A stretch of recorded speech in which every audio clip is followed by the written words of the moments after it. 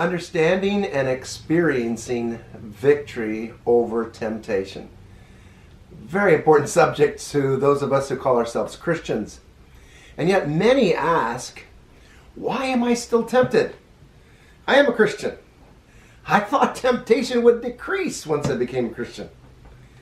Well, how's that working? Not very well. So, we need to ask a couple other questions to get to the root of this. Who tempts you? So, another way of saying it is, who is the source of temptation? Now, there's some awful squirrely ideas on the internet from Christian teachers relative to this subject. And I thought about talking about it, and I thought, no, I don't want to waste any time, so we'll just get to the truth of it. Temptation does not come from, number one, God. That's clear. God does not entice to evil. James tells us that in James chapter 1, verse 13. Let no one say, when he is tempted, I am being tempted by God. For God cannot be tempted by evil, and he himself does not tempt anyone. So, that's very important to establish to start with. The second point that I'd like to make is that temptation doesn't come from your circumstances. It doesn't come from your situations. So many people are lulled into thinking so. The situations of life are not to blame for you being tempted within those situations. The reality is that trials are but the opportunities of choice. So if we began to see these trials and these situations as opportunities rather than these negative situations that we find ourselves in, that would really help us. Third, temptation does not come from the world. A lot of Christians think, well, it comes from the world. Well, the world of evil is but the context and the environment in which you and I live. Jesus prayed to the Father in John chapter 17, verse 15, he said, I do not ask you take them out of the world, but to keep them from the evil one. So obviously, even though the world is an evil place to live, it's not the world that's tempting you. Another thing that's not the source of your temptation is your desires. A lot of confusion, and some of this has to do with the translations of various scriptures, but desires are God-given. God has given us the desires of our heart. So, and all desires, in a sense, are amoral. They simply are the needs and the drives that you have as a human being. Now, we would certainly acknowledge that Satan will try to take advantage of those God-given desires. Satan tempts us to get our desires met apart from God or in illegitimate ways that God did not intend. The other thing that I'd like to mention here is that temptation does not come from your flesh. All right, so flesh is the patterning within our desires of past responses to temptation. How I've learned to manage and operate my life apart from God, that's the flesh. And we all have those pattern propensities and the desires of our soul. And even though we have those fleshly, sinful patterns recorded within our minds and emotions, the flesh is not tempting you. And so it's important to recognize that. So where does temptation come from? It comes from the tempter, Satan, the devil, seeking to activate, notice now, his selfish, evil character. And that's very important because many Christians assume, because they've been tempted and have acted upon temptation, that somehow they're evil and they have kind of this evil place or this evil character or this dark side within them. That is not the case. So it's Satan seeking to deny the glory of God from being expressed through you and I. And he does so by the negativity and by attempting to get us to be distracted from what God is doing within us. So it's kind of Satan's attempt is to get us to misuse our humanity. Now, we can also be tempted by other persons. Other persons may be used as instruments of Satan. Satan loves to use people to tempt us in our lives. Peter was thus used. Remember when Jesus was interacting with Peter in Matthew chapter 16 and verse 23? Jesus said to Peter, but he turned and said to Peter, "Get behind me, Satan. You are a stumbling block to me, for you are not setting your mind on God's interests, but man's." So, there are those people in our lives who tend to be manipulators. And who is the master manipulator that may be using those people? Well, obviously that's Satan. And so, those manipulators sometimes are salespeople trying to manipulate you into buying something you shouldn't really be buying, or advertisers trying to get you to feel unsatisfied so that you will buy their product, or campaign managers, or even preachers of religion. Now, these are manipulators. So what is the purpose of temptation?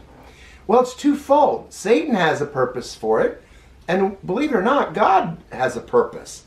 Satan's purpose is obvious: to solicit us to manifest his evil character, to get us to act out the character of Satan rather than the character of God. So if we're choosing to act out Satan's character, what are we denying? We're denying God's character. We're denying allowing God to be glorified through us. Satan's attempting to cause you and I to think that we can do what we do by our own self-effort. For example, Satan tempts us to think that we can be like God. That started way back in the garden in the temptation by the serpent. Or Satan gets us to think that we can be pleasing to God, to please and appease God. Neither is true. So Satan's attempting to solicit Christians to misrepresent who they are in Christ, and as a result, doubt their identity in Christ. In fact, that's probably the bottom line of temptation. So what is God's purpose in allowing for Satan's solicitations of temptation? Because he's allowing you to be tempted. God's purpose is to preserve, first and foremost, his intended freedom of choice.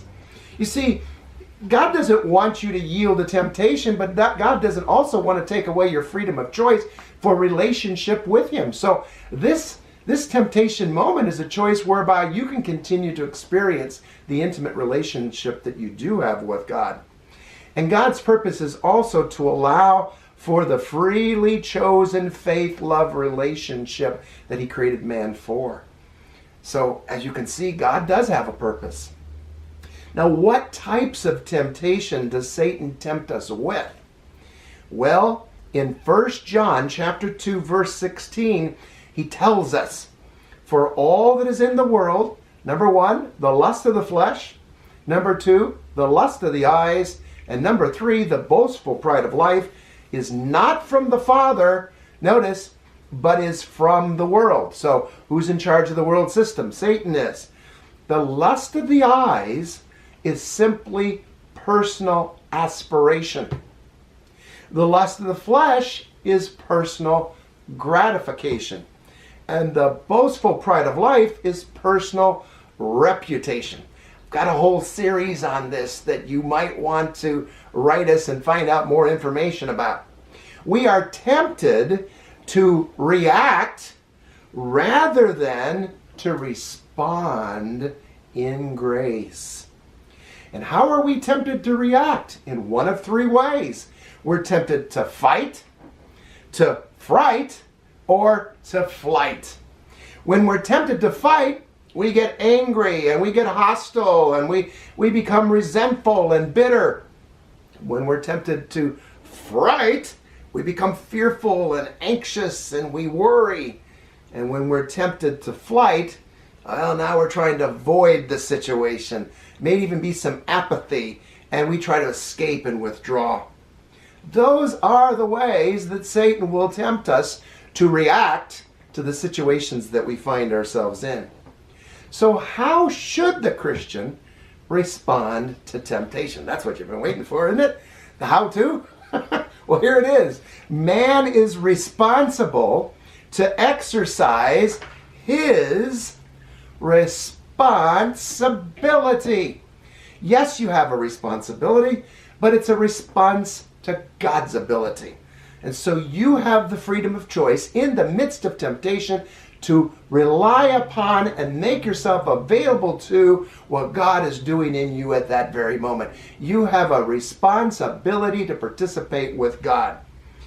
Just reinforces a very important truth relative to how God's designed us to function. We were created to derive all that we do from an either-or spiritual reality. We either derive the character of God or we derive the character of Satan. It's a choice. Man may choose to succumb to the solicitation of temptation, which is what the Bible calls sin. James talks about it in James chapter 1 verse 15 when he says, "Then when lust has conceived, it gives birth to sin, and when sin is accomplished, it brings forth death." You see, death consequences are the wages or the results of participating in Satan's character of sin. So, man may choose to resist the solicitation of temptation. That's the good news.